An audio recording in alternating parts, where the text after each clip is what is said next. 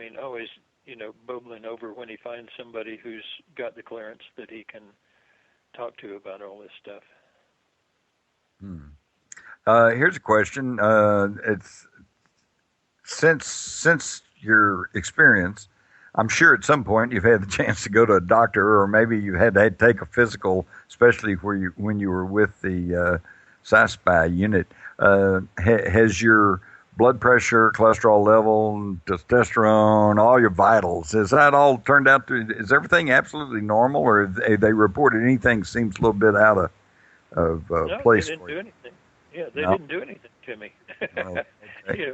I got pulled out of line, and they didn't do anything to me. So basically, for me, it was a neat experience, and Yeah. whatever those people were going through, I didn't have to go through it. So Well, you can't beat that. Okay, here's one for you. Okay, Lynn. They can travel light years, but have no better way of synthesizing antibiotics than abducting humans, but then they can't keep their medical subjects still. Do you find this Gray story a little suspicious? not really, because basically, the impression that I get from thinking back on it. Now, I'll tell you, this is my impression. Okay, is that they really don't feel things like pain, and so they really didn't know how to take care of it, how to deal with pain and things. But also that, well, I remember asking the guy, how fast are we going? And he was kind of confused by the question, and finally he said, we don't go fast. He said, we go a long way in a short time. They shift. I don't know. Yeah, that's my But, suspicion. I've never completely figured that one out, but that was his answer. He said, we don't move fast. We go a long way in a short time. Well, Lynn, what it sounds like to me is we're talking about me driving a car or using a cell phone. I can drive the car, I can use the cell phone, but I don't really understand how it works, and I didn't make it. Do you have that Yeah. impression? Is that your impression of these folks? Yeah, I think so. And, some of the work that we did in the military unit, now I'm going to have to choose my words very carefully here. They did not ever task us with working UFO sites in the military unit. That's true. We worked them sometimes because Ed Dames would spring them on us, and we hated those because you never got feedback. And we would also work them sometimes just sort of for the jollies of it, just for the fun of it. But And also, wasn't there a lot of instances where you went looking for one thing and found a UFO? oh yeah, that happened a lot of Yeah, times. But yeah, the thing is that what we kept finding was that the Greys seemed to be the truck drivers and the taxi cab drivers of the universe. So if somebody wants to go somewhere, they sort of run the ships, and they spend their time out in space doing work for other people, I guess you'd say. One of the things we found out very quickly was there's not us and them. There's us and them and them and them and them, and and those over there, and those over yeah, there, and some others. Yeah, little gray taxi drivers of the galaxy. That's neat. But they don't have Rastafarian hair, right? Or beads hanging down. yeah. But that's one of the things that we kept finding in many of the sessions that we did in the unit, which were not tasked to us by the government. That's Okay, right. let me stress That's that. right. Right. They don't want to get the government in trouble. No, sir. Want to get me in trouble. Well, listen, let me ask you this. Correct me if I'm wrong. I have talked, as you well know, in fact, you were one of the first ones I talked to, and that was back when Grill Flame was still classified, and you were one of the few people that would even talk to me. And you didn't tell me a whole lot then, but but at least you would talk to me. I've always been grateful for that. But I've talked to almost. You kind of tricked me into that one anyway, so Oh well, us sneaky reporters. I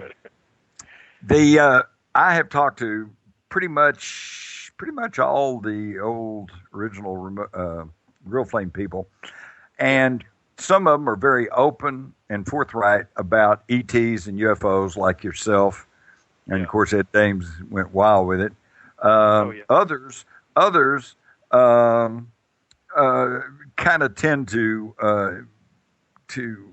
deflect questions like, well, I'm not in ready position to say something about that, or, well, I had some unusual experiences, and then there's some that don't even want to talk about it. But am I correct in my assumption that every single one of these military-trained remote viewers at one time or another, admittedly never tasked to do so, but they all had some kind of firsthand knowledge of UFOs? You mean abduction experience, or maybe not abduction, but at least UFOs and ET contact or whatever. They all were aware of it. They all knew it was real. Okay, whether they would talk about it now or not, and certainly, and I agree from all my knowledge, nobody wanted to go there, so you're never officially tasked to go look for UFOs. But all of them had the experience. They'd go find them somewhere else, or they'd go look for something, and there one would be, or something, right? I would tend to say a qualified yes on that. Qualified simply because just like they would now be very hesitant to talk about it, they were hesitant to talk about it back then too, even in the unit. Even within yourselves. There are a lot of people who very rightfully don't want to be connected with UFOs in any way, and and we have fought ever since we got out of the military and this became public to try to keep the connection away from UFOs, the connection of remote viewing away from UFOs, because everybody wants to make it into woo-woo and crazy stuff and all that, and so we've had to just painstakingly guard against getting an association in that way. Yeah. Do you see, though, that in recent years, very recent years, like maybe just in the last 4 or 5 years or so, that the public's attitude is shifting, and that there is more acceptance of at least a discussion of UFOs and ETs than ever before? Yeah, I think so. And, I think it's becoming more and more accepted as, the naysayers who are out there are being proven to, say nay on just about everything you can possibly think of, and well, remember my slogan: "I don't believe that" is not a valid argument. That's right. It's not. It's not. I mean, everybody's welcome not to believe anything they want to, but hey, show me some proof. Show me something. If you can prove I'm wrong, they can prove you're wrong. Dave Morehouse was on a show talking about remote viewing, and they wanted to get an expert opinion, and so they interviewed a dentist, and the dentist said that he was he was their expert scientist, and so the dentist said, "No, I've never heard of remote viewing, therefore it can't be real." Oh, don't you love it? Well, I got to admit, when I first heard of remote viewing, I rolled my eyes and I thought, this is, in fact, I'll tell you the truth, Lyn, when I went into it and I thought, wow, here's a story, I got to track this remote viewing story, because I thought this is going to be a big big expose of what a waste of the taxpayers' money, And then, of course, Well, I interviewed, I studied, did my research, and then I tried it myself, and then it's like, holy crap, it's real. well, you know why we got into it? The reason was because, not because, like you said earlier, if the Russians have it, we had to have it too. The reason we got into it is because a guy named Penkovsky tried to defect from Russia, and he got killed in the process by the KGB, but his paperwork got to us, and what they found was that a lot of the intelligence that we had been losing had been lost to the Russian remote viewers. Mm-hmm. And so that's when they said, oh crap, we'd really better look into this. And so it was the fact that it worked that caused us to get into it. Mm-hmm. That's right. It's absolutely incredible. Well, as I said at the beginning of the program, I personally think that because the Soviets had we had our remote viewers, and they had what they call their extra sensors, and both psychic spies, spies, as I call them. And I personally really think that was a huge factor in the collapse of the Cold War, because it's all built on secrecy. We didn't know what they had, we didn't know what their intentions were, and vice versa. And once the psychics on both sides were seeing, hey, Americans, they got everything they say they got, and we're seeing, hey, they don't have everything they say they have, and we thought they were going to, invade and crash through the Fulda Gap and conquer Europe, but no, they don't really seem to be planning that, and so the secrecy went away and the whole thing went away. Would you give that a general yes? Oh yeah, and and it put sort of a scare into them, because all of a sudden there were no more secrets. Right. And you really can't run a government effectively without all kinds of clandestine crap and all that, Right. And so well, that's why we need some remote viewers going for us right now. There's more secrets now than ever. Oh yeah. But well, it's just like, everybody thinks this whole thing of the men who stare at goats, that was just a boondoggle and all that. It wasn't. The Russians had a woman named Nina Kalagina who had perfected a method for staring at mice and stopping their hearts. And they were trying to develop it into a situation where the Russian soldiers could look across the battlefield and basically stare us to death. And it looked like they were actually succeeding at this plan. And so that's why all of a sudden the push came among the U.S. to look into this and see if we had protection against it, or if we could do it too. And so that's how this whole incident came about, of the staring at the goat until it died.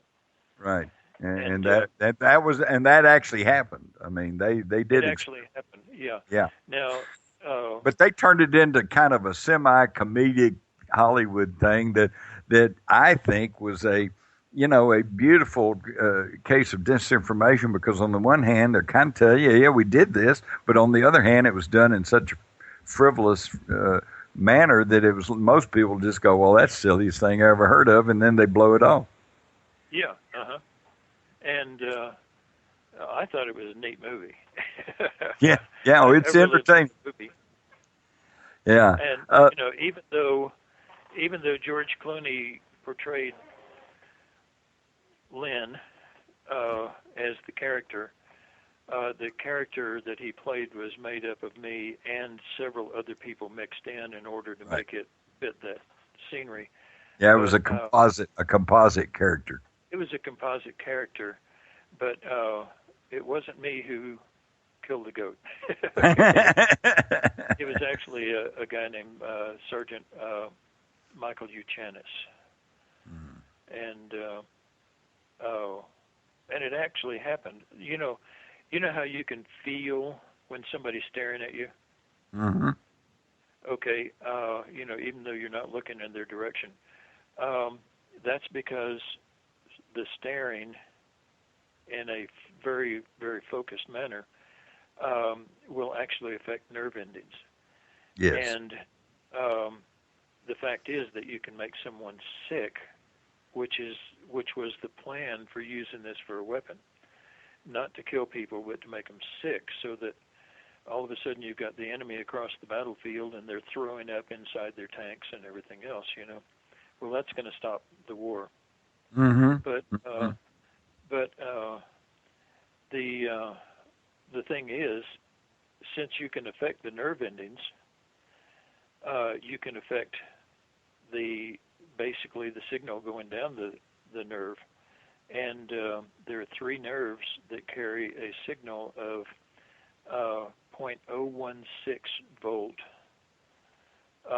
to the heart, and that's what makes the heart beat. And if you focus on those nerves specifically, and you know how to do it, it's very easy to kill anybody. Interrupt that signal. Yeah. Interrupt that signal, and the heart stops beating. Wow. But it's scarily effective, and it's scarily easy to do once you have the training. And I find it very useful as a military weapon if you don't take it to the extreme. And well, I'm sure that's some really great information for all those paranoids out there. Well, the fact is, it wasn't wasted money. It was actually the Russians were developing this as a weapon, and so the question was, how do we protect ourselves from it? Right. And can we do it too? And so the experiment of killing the goat had to happen. Mm-hmm. And it wasn't a waste of money. It was a way to develop an countermeasures against it. Yeah. Uh-huh. Countermeasures. Here's a question that I just love. Have remote viewers ever revealed to the public anything stunning or even interesting that can be verified? And my answer is yes, but go ahead and give us a few examples, Lyn. Well, we've got examples all over the internet now. We've got papers out there. We've got the Freedom of Information Act has a 14 DVD thing that you can buy from them that has all of our work. It has the pictures we've drawn along with the targets and everything else. And it only includes the declassified or the unclassified work we did. Mm-hmm. But it's proof positive. Absolutely. And the information's out there. A lot of people are just very quick to poo-poo the whole thing and say, well, there's no proof. Right. Well, there is proof. They're just not doing their homework. Well, but I think there's another aspect of this, Lyn, which is that it's not so much they're not doing their homework. They're not being told about these issues by their corporate mass media. If you watch TV or if you go to the movies or if you see something like The Men Who Stare at Goats, which is kind of like tongue-in-cheek thing, and you go, well, that's interesting. That was a good movie. That's just Hollywood. But you turn on 60 Minutes or you read the Washington Post, the New York Times, it's not in there. That's why actually, a lot of it is in there, but but it's one story gone. Yeah, they give you bad information because I know there's this one weekly show that was on about Marine investigators or some of the Marine lawyers, and they showed remote viewers, and the remote viewer was lying there in his skivvies all hooked up to wires all over the place, and he suddenly freaked out and ran out, and he was on the second floor, and he jumped over the balcony and killed himself, And this is what they portray as remote viewers, or else they portray psychics. Yeah. And remote viewing, controlled remote viewing, is not psychic. You don't go into any altered state. You don't go into any trances. It's a science that was developed at Stanford Research Institute. It's a protocol that uses a path of information to the subconscious mind. Exactly. And how the subconscious knows the answer to these questions, we don't know. Right. We don't care. And, people are always asking me how this works. I don't know how it works. I know how to get in touch with my subconscious mind. I don't know where it gets the information. But it not only knows the answer to where the missing child is, it also knows my phone number when I was 3 years old. It knows why I do those things that I don't want to do, but I do anyway.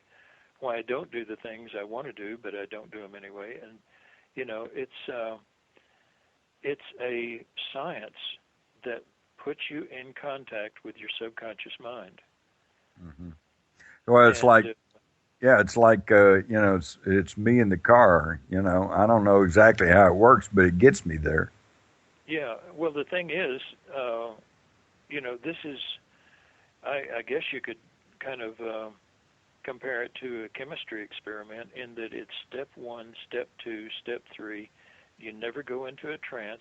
You just follow the next step. Mm-hmm. And those steps are designed from the martial arts and from psychiatry and psychology to pull information out of your subconscious mind. And it's a science. I mean, you sit there at a table, you ask the question, you guess at the answer.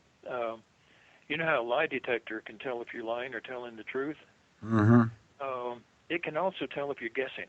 That's why they don't want you answering anything but yes or no. And a well-trained, extremely well-trained polygrapher can actually look at those squiggles and tell if you're guessing correctly or incorrectly.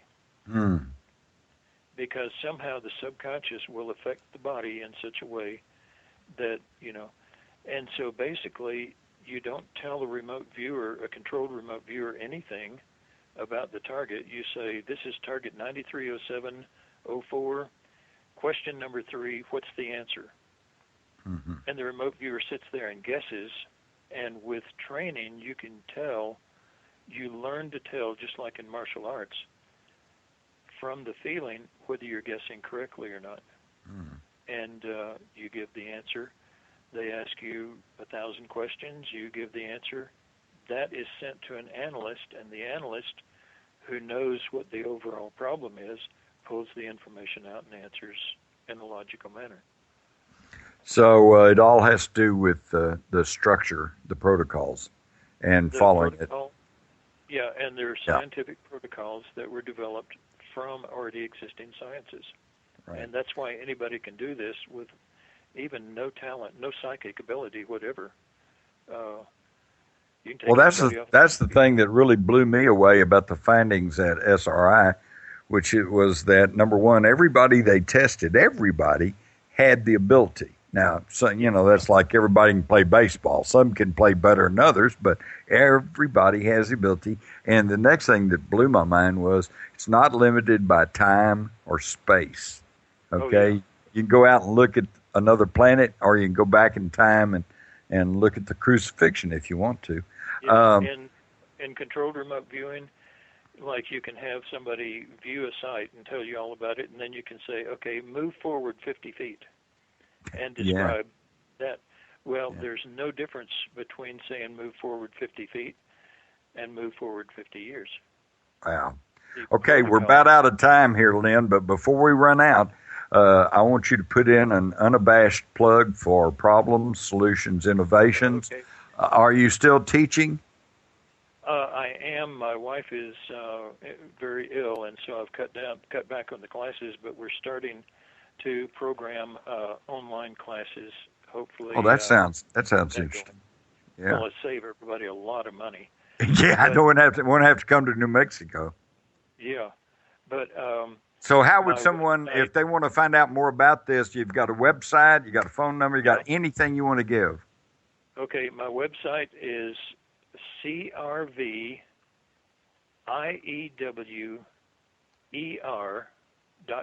crviewer.com, controlledremoteviewer.com, crviewer.com, and that has sort of instructions. It has exercises that are free, and it has, last count, over 250 practice targets that you can practice with just to see if you can do it.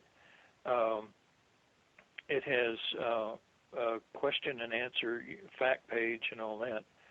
I also have a book out which is very informative and has exercises in the back and addendums, appendices, and it's called The Seventh Sense by Lyn Buchanan. You can get it off Amazon.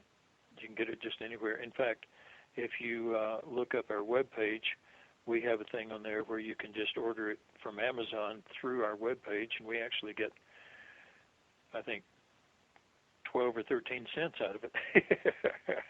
So, well, that's more than the 7 cents. Oh yeah. Okay, while we're plugging, let me plug Sci-Spies, my book by Jim Marrs, The True Story of America's Psychic Warfare Program. It's from New Page Books, available in any bookstore, my website, jimmars.com. And we are out of time, Lyn. Anything else you want to say to everybody? Well, I just wanted to say thank you for inviting me, and this is the first time anybody's ever asked me really about the abduction experience. We're always talking about, remote viewing, but I've really enjoyed this. I've enjoyed, yeah, and I talking to you. Well, and I guarantee you that I speak for probably everyone listening right now, which is we thank you for sharing this incredible abduction experience. This is really unlike any other one I've really ever heard about, and the fact that you went through it, as far as we know, except for the beginning and the very end, in full consciousness, is just really amazing. And again, let me point out that when the U.S. military, the intelligence agencies, the men in black, which let me stress again, were government agents, not aliens. They're trying to find out what's going on. And when they all knew this before and during the time that you were with acting as training officer for the remote viewing division, which was a classified, compartmentalized unit within the U.S. Army. After I remembered it. Also, for the abduction, let me put in another plug for a book. It's called Alien Agenda by Jim Marrs. And, that's right. It's all in there. It's all in there. Well, not all of it. There are a lot I didn't tell you, but it's there. All right. Lyn, thanks so much. We'll be in touch. Best of luck. Wishes to you. And thank you all from Epic Voyagers. Here we are, Jim Marrs signing off. Until next time. Good night. Good night.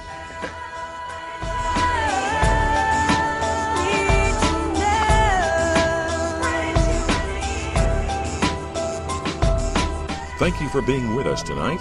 Please join us again next Monday evening for Extraordinary Phenomena Investigations Council's Epic Voyages. I'm Roger Peacock for Epic. Until next time.